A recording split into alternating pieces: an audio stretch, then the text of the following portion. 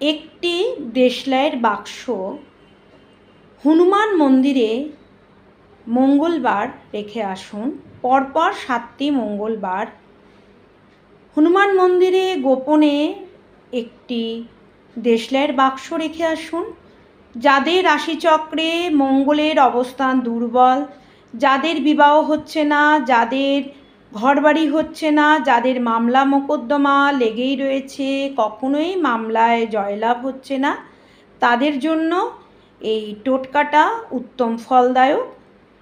আর যাদের অর্থনৈতিক অবস্থা একেবারে দারিদ্র সীমানার নিচে রয়েছে, যাদের বিবাহ হতে বাধা আসছে, যাদের সন্তান হচ্ছে না, তারা অবশ্যই যে কোনো শনি মন্দিরে বা যে কোনো মন্দিরে গিয়ে শনিবার 2টি লবণের প্যাকেট রেখে আসুন, যে মন্দিরে প্রত্যহ ভোগের ব্যবস্থা আছে।